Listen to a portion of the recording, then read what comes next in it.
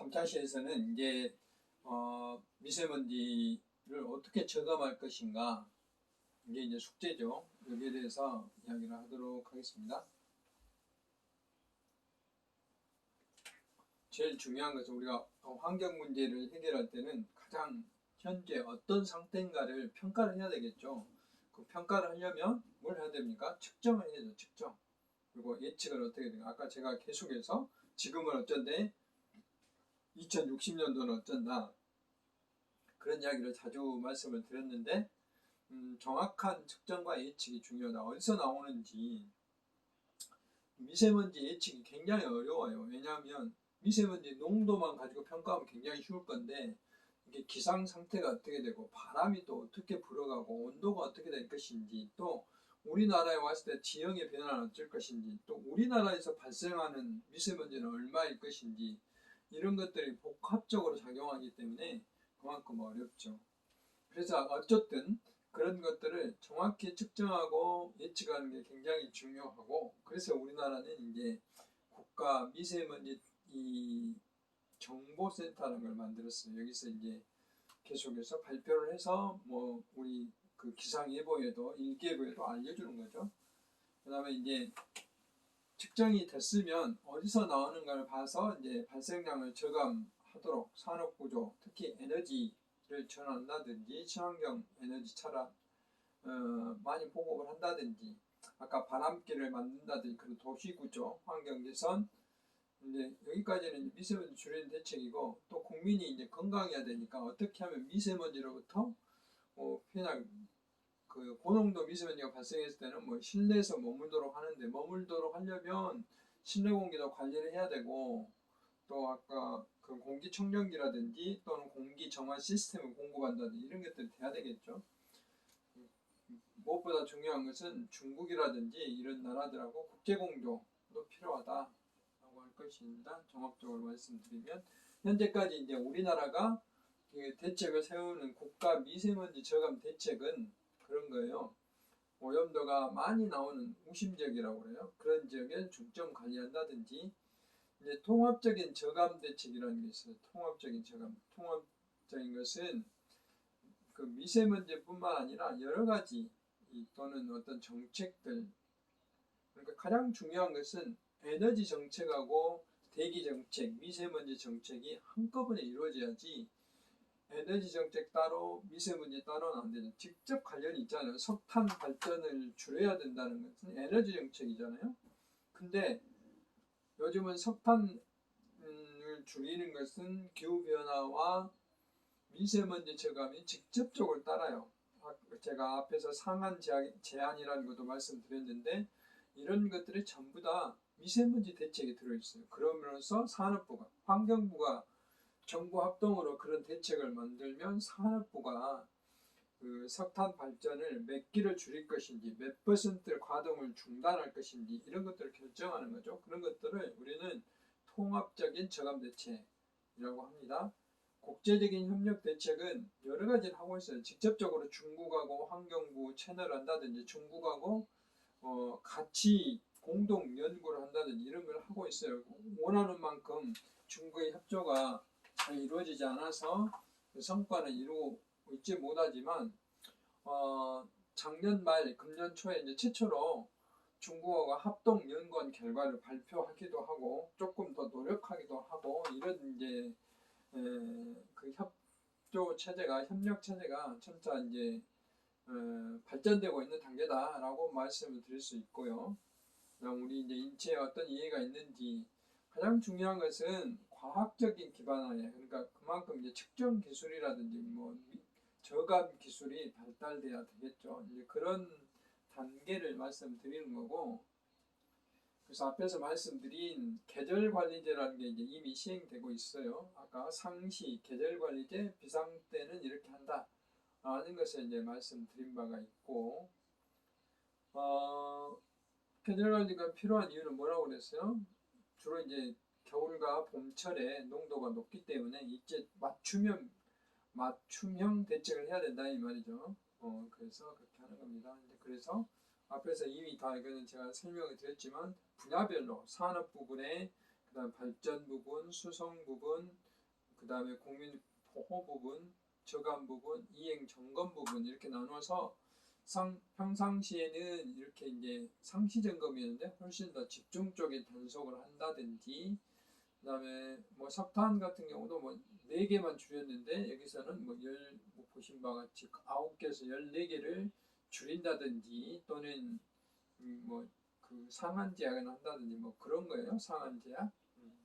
그런 큰 차이가, 차별적으로 특별 관리를 한다는 측면에서 계절 관리제를 하는 거예요. 맨 처음에 시작했을 때는 환경부가 그냥 계획적으로 임시적으로 했는데, 지금은 미세먼지 특별법이라는 게 만들어져서 그 법에서 이렇게 하도록 돼 있어요. 그래서 이제 우리가 앞으로 12월이 되면, 여러분 이제 기말고사 볼 때쯤 되면 이제 미세먼지 계절 관리제가 또 시작이 되겠죠.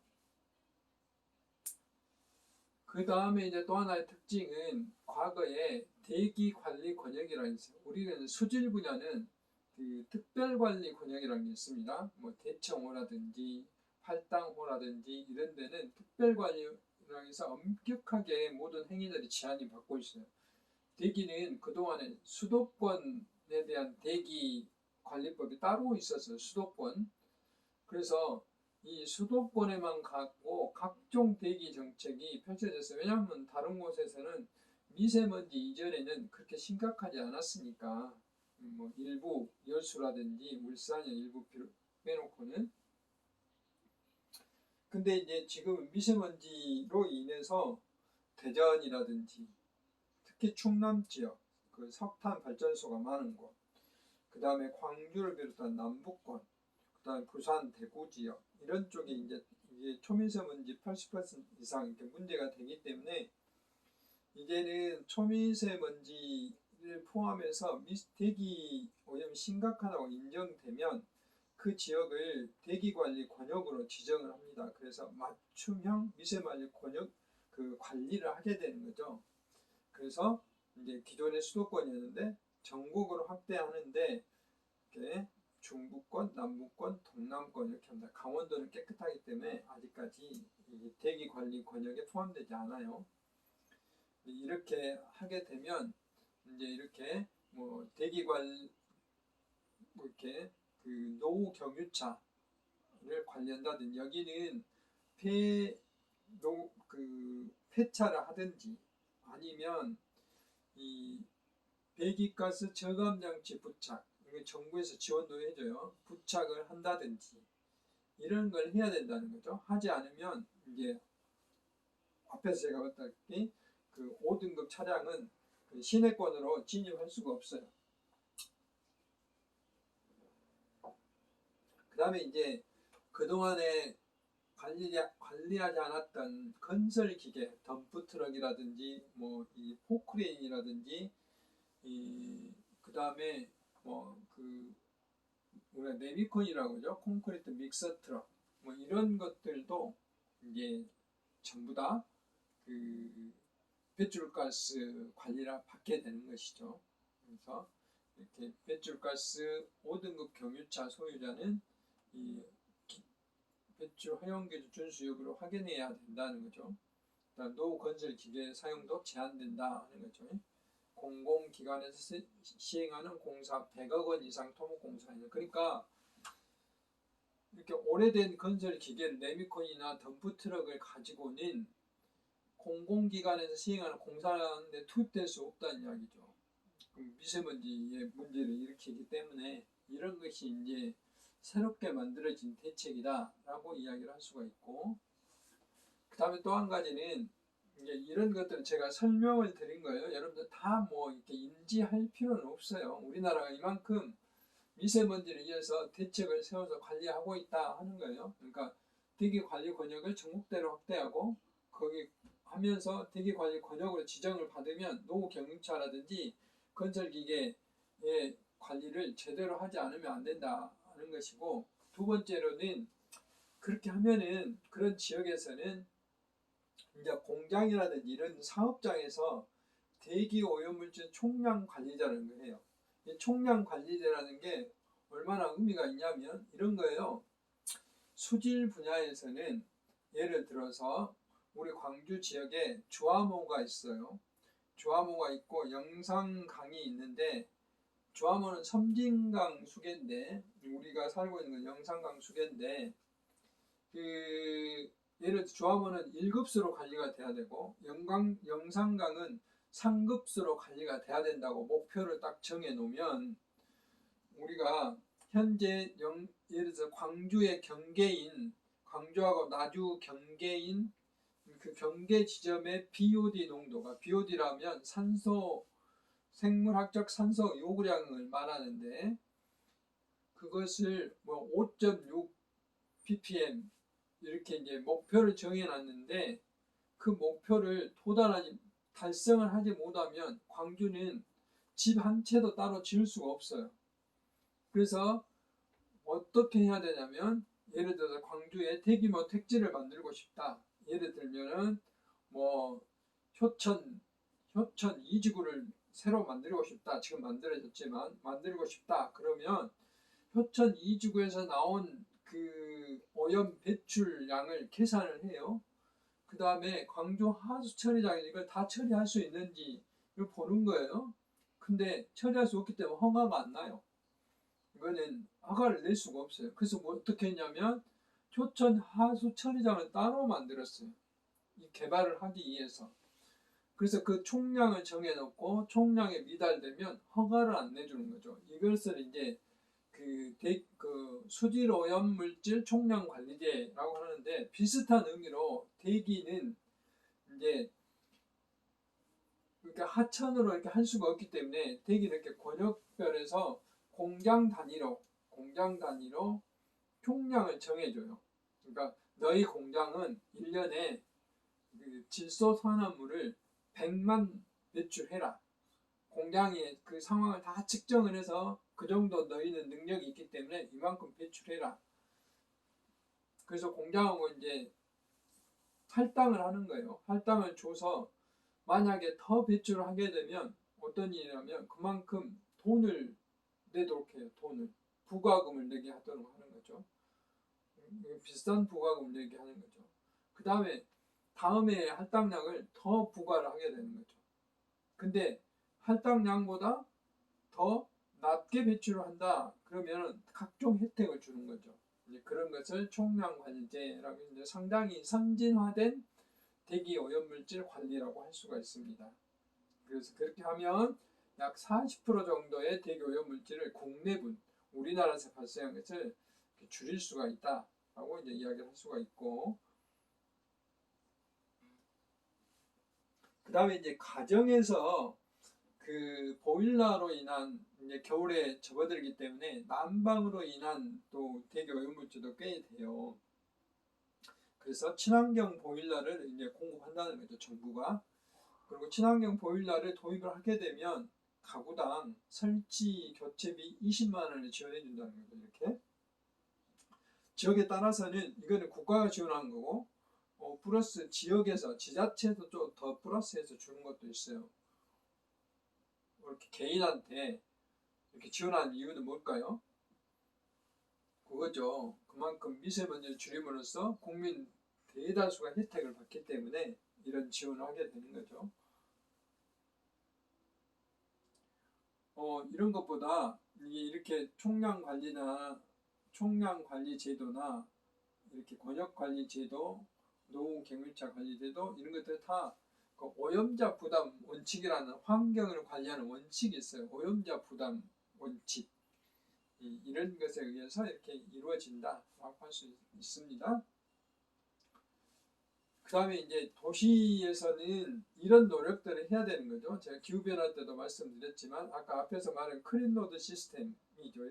중앙선에 물이 나오도록 만들어서 이렇게, 여기는 대구인데 광주도 최근에 작년에 이게 만들어져서 올해 이제 가동을 한번 했어요. 이렇게 올해 만들어졌거든요. 올해 만들어져서 이렇게 했고요. 그 다음에 일본인데, 우리나라도 이제 옥상 녹화가 상당히 많이 이제 보급되고 있죠. 국가 지원도 해주기 때문에 옥상에 이렇게 나무라든지 이렇게 할 수 있도록 돼 있고요.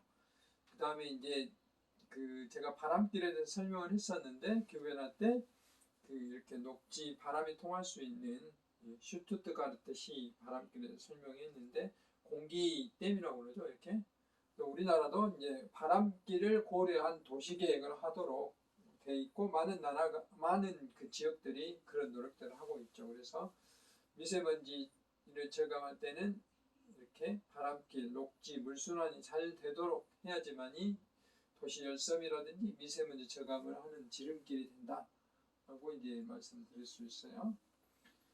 지금부터는 좀 더 세부적인데 너무 자세하기 때문에 여러분 그냥 참고로만 아시면 되겠습니다. 여기 보시면 이제 고농도 미세먼지 비상 저감 대책이에요. 그때는 공공부문이 참여하게 되는 거고 조치는 수송, 생활, 발전, 어떻게 알릴 것인가 이런 것들이 있는데 50 마이크로그램 때 발생하도록 이렇게 돼 있어요. 근데 이제 이게 미세먼지 저감하는데 그렇게 크게 도움이 안 된다 해서 이렇게 이제 강화한 거죠.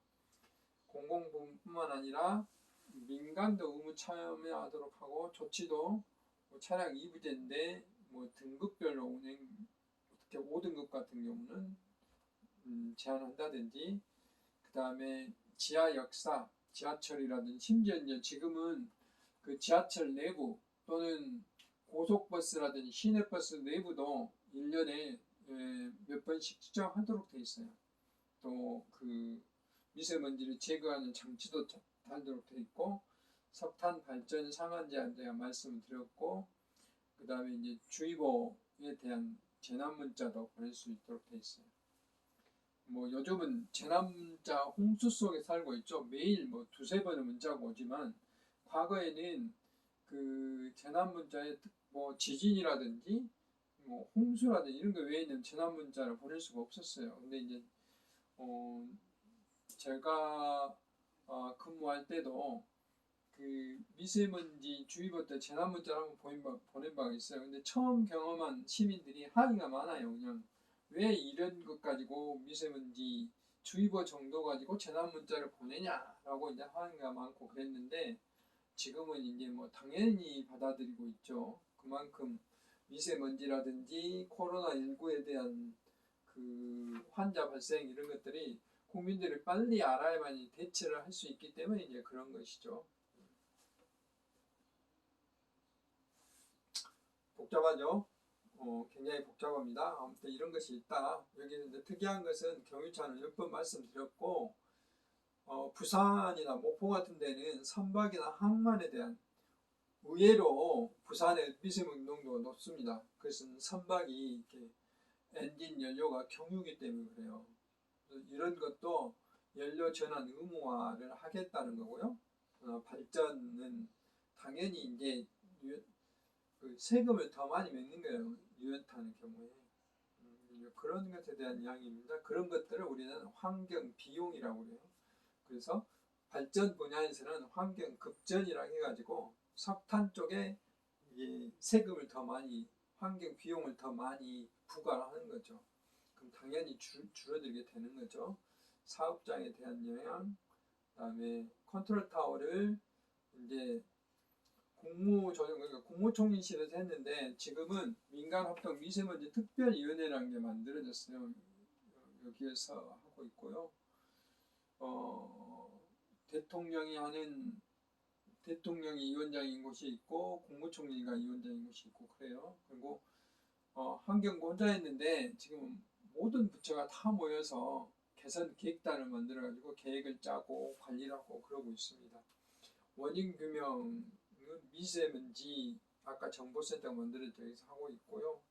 국제 협력 부분도 지금보다 훨씬 강화돼서 이렇게 파트너십 하고 있고요.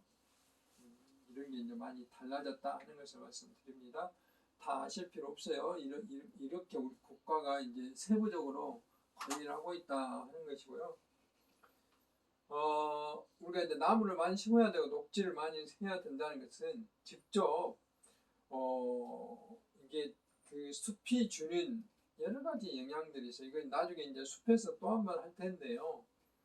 이렇게 그 도시 열섬을 완화하는데 크게 기여를 한다 하는 것을 알 수 있고 나무 한 그루가 미세먼지의 35.7g을 흡수를 해요. 제가 기후변화 때 그 말씀을 드렸죠. 온실가스를 배출한 만큼 흡수를 해버리면 뭐라 했죠? 탄소 제로라고 했죠. 탄소 중립. 마찬가지로 미세먼지를 얼마만큼 배출하는데 그만큼 나무를 많이 심어버리면 미세먼지 중립이 될 수 있는 거예요. 그래서 나무 한 그루에 35.7g을 줄일 수 있으니까 나무 47g 줄이면 경유자동차 한 대의 연간 미세먼지 그 배출량만큼을 흡수해버린다 이 말이죠. 그러니까 차량 한 대 운행하려면 47그루의 나무를 심어야 된다는 거죠. 그렇게 할 수 없으면 차량을 바꿔야 되는 거죠. 그런 것에 대한 거예요. 그래서 도시숲 1헥타르를 하면 168g의 오염물질, 미세먼지를 포함한 오염물질을 저감할 수 있다는 것이고, 그 다음에 이제 바람, 그러니까 도시를 설계할 때, 도시계획을 세울 때 이렇게 그냥 건물을 밀집되게 해놓으면 안 되고 이렇게 바람이 통할 수 있도록 해야 됩니다. 최근에 만들어진 세종시 같은 경우에 이렇게 바람길이 직접적으로 고려되도록 다 지어져 있어요. 이렇게 우리 같은 경우는 이제 구도심이 있기 때문에 이렇게 할 수 없는 곳이 꽤 있죠. 그래서 뭐 부가적으로 미세먼지뿐만 아니라 기후 변화에도 도움을 받고 소음에도 도움을 받고 공기도 정화되고 휴식할 수 있는 공간 생기고, 그래서 도시에 녹지를 많이 만들고 공원이 많을수록 좋죠. 여건만 허락한다면. 그래서 이제 그런 정책을 피는 게 좋지 않을까 하는 생각입니다. 우리들이 어떻게 했으면 좋겠는가 하는 것에 대한 이야기입니다.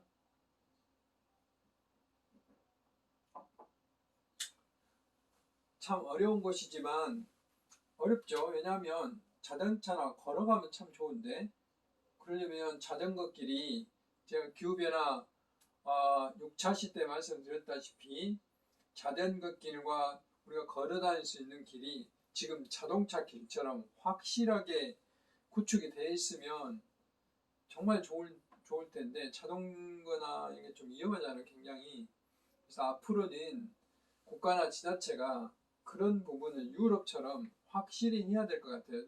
이 공기 분야가 굉장히 이제 중요한 국가적인 아젠다가 됐기 때문에 그렇게 하려고 노력을 해야 되겠죠. 여러분들은 이제 먼 거리는 안 되지만 정말 가까운 거리는 걸어 다니는 어떤 그런 행동도 했으면 좋겠다는 생각이고, 뭐 이제 굉장히 어려움이 많지만 대중교통 이것도 마찬가지입니다. 대중교통 체계를 여러분들이 오랫동안 기다리지 않도록 시스템을 잘 갖춰주는 게 필요해요. 이제 그런 게 많이 필요하다 하는 말씀을 드리고, 그다음에 이제 자가용 부분은 가능하면은 지금 이제 뭐 전기차라든지 전기차 뭐 최근에 뭐 여러 가지 어려움도 있지만 수소차라든지 이런 차량들을 구입해서 탈 수 있도록 정책도 펴고 이제 그렇게 가고 있잖아요. 이미 이제 대세가 전기자동차, 수소자동차를 기울은 것 같아요. 지금 이제 새로 그 옛날 연료의 내연기관 차를 구입할 때는 심각하게 고려를 해봐야 돼요. 그 다음에 이제 공회전을 하지 않는다든지 뭐 자동차 운전, 요즘 이제 이거 뭐 웹을 말해서 그렇지만 T맵 같은 경우는 그 안전운전 뭐 점수 70점 몇 킬로 이상 이렇게 그 운전을 하면 보험료도 뭐 10%뭐 깎아주잖아요.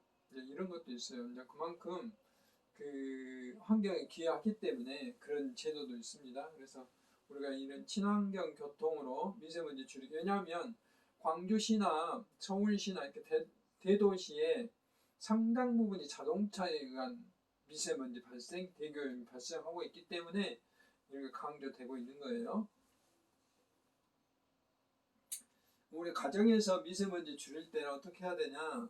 뭐 이제 이렇게 에너지 사용량을 줄인 거죠. 에너지가 결국은 뭐예요? 석탄에서 나오잖아요. 현재는. 그럼 전기를 적게 우리가 사용하면 그만큼 석탄 발전이 줄어들기 때문에 미세먼지도 적게 발생하는 거죠. 그러니까 우리가 그 중간 스위치가 달린 콘센트를 사용한다든지 필요 없는 전기를 뽑는다든지 그 스위치를 끈다든지 이런 게 필요하고, 그다음에 이제 에어컨이나 공기청정기, 지방의 후드 이런 거 자꾸 필터를 자주 청소한다든지, 과거에 이제 뭐 고등어를 구우면 미세먼지가 많이 발생한다라는 그 연구 결과 발표돼서 환경부가 혼난 적이 있는데, 이거 사실이에요. 팩트예요. 고등어나 생선을 많이 구우면 미세먼지 많이 발생합니다. 이때 환기 잘해야 됩니다. 다만 그게 이제 미세먼지 뭐 원인처럼 잘못 보도돼가지고 혼쭐 난 적이 있는데, 실내 공기 쪽에서는 상당히 영향을 많이 미친다 하는 것이에요. 그러니까 이때 주방 후드 꼭 가동해야 되고, 환기할 수 있으면 환기해야 되고, 이제 그런 노력이 필요하다. 야외에서 쓰레기 태우지 않습니다. 이것은 이제 뭐 여러분들 당연히 안 할 테니까 강조할 필요 없고, 주변에 심을 수 있으면 공터에 이런 식물들 많이 심어야 돼요. 집에서는 실내 정화식물을 심으면 좋겠다는 것입니다. 이제 광주에는 대기 측정소가 이제 몇 군데가 있는가 하는 것이, 우리나라에 이제 대기 측정망, 이렇게 각 권역별로 측정망이 있어요. 그래서 여기서 측정을 하기 때문에 우리가 이제 포탈에서 아까 그 에어코리아에서 미세먼지가 어떻게 측정되는지 알 수가 있어요. 국가에서는 미세먼지뿐만 아니라 대기 오염 집중 측정소라는 게 있어요. 뭐 백령도에 있고, 백령도는 중국에서 언제 오는지 이것을 즉각적으로 감지할 수 있도록 돼 있고, 광주는 첨단지구에 과학기술원 그 근처에 오령동에 있고요. 제주도에 있어요. 또 이게 다 외국에서 어떻게 오는 걸 알기 위해서 있는 것이죠. 최근에 이제 중국 대전에도 있는데, 최근에는 충청남도에도 만들고 있어요. 여기도 이제 그 발전소가 많기 때문에. 그 다음에 울산에도 있고요. 그 다음에 이제 그것으로만 만족할 수 없기 때문에 대기 위성을 띄웠어요. 미세먼지를 측정하는, 세계 최초로 미세먼지하고 그 기상, 해양의 그 환경을 측정하기 위한 인공위성을 띄웠어요. 지금 이게 천리안 이 비호랑이가 지금 돌고 있어요. 지금 우리한테 계속 사진 정보를 보여주고 있거든요.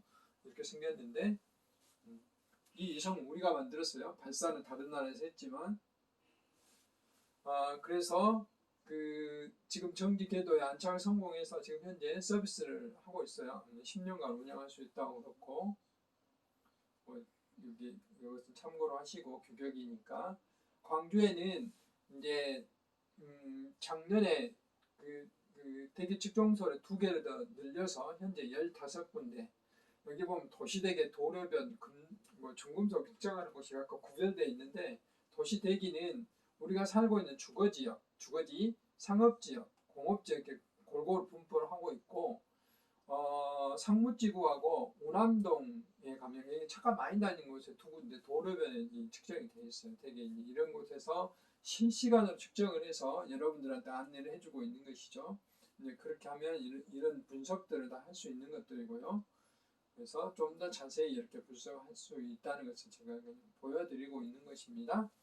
그래서 이렇게 옥상 쪽에 되게 이제 1층 높이, 뭐 아주 높은 데는 3층 높이에도 있는데, 이런 1층 높이에서 속에 장비들이 들어있어요.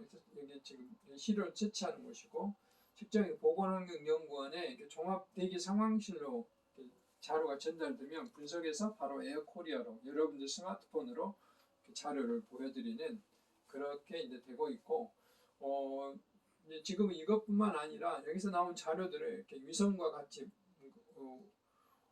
분석을 해요. 이것들이 대기 모델링이랑 예측, 시뮬레이션이라고 하는데, 그래서 앞으로 이제 어떻게 변할 것인가도 이제 계속 연구를 하고 있는 것이죠. 그래서 이렇게 진행이 되고 있고, 제가 앞에서 이제 계속 나무가 그 미세먼지나 대기를 좋게 한다 해서 직접 연구를 해봤어요. 광주에 이제 그 푸른길 공원이라고 있죠. 과거에 기찻길이었는데, 광주역에서 광주대학교까지의 기찻길을 걷어내고, 이 길을 효천역에서 송정리역으로 바로 이어버렸죠. 그 사이에 철길은 이제 필요가 없기 때문에 그 철길을 걷어내고 이렇게 공원을 만들었죠. 그리고 사람이 산책할 수 있는 곳으로 해서 측정을 해봤더니 앞에 제가 설명했던 건 직접적으로 다 나타나서 온도도 낮아지고 소음도 낮아지고 또 뭐 이런 도시 열섬 현상을 완화하는데 굉장히 많은 도움을 주더라. 2에서 4도 정도 온도 낮추고 그 소음도 낮춰주고 뭐 그런 것을 직접 이렇게 측정해서 알 수가 있었습니다. 또 무등산 같은 데는 이제 뭐 청정적이잖아요. 그래서 직접 거기서 측정을 해보면 피톤치드라든지 우리 그 생태 시간에 타감 물질이라고 했죠. 피톤치드가 다른 곤충들 못하게 하고 뭐 그런 건데 사람한테 좋다고 그랬죠. 이런 것들이 많이 발생됨으로써 무등산에는 미세먼지, 피톤치드 이런 게 이제 피톤치드 풍부하고 미세먼지 줄어들고 하는 것들을 지도로 그려놓은 결과고 실제 우리 실내에서 이런 식물들을 재배를 해보면 이렇게 뭐 새집 증후군이라든지 벽지 또는 뭐그 도료에서 페인트에서 나오는 그런 그 벤젠 같은 이런 물질들을 확실히 저감할 수 한다라 하는 것을 저희들이 직접 실험을 통해서 이렇게 해봤습니다. 이 중에 이제 입의 그 면적별로 봤을 때는 스킨답서스가 제일로 효과가 좋다 하는 것을 알 수 있어요. 스킨답서스는 여기 있어요. 이렇게 생겼어요. 이렇게.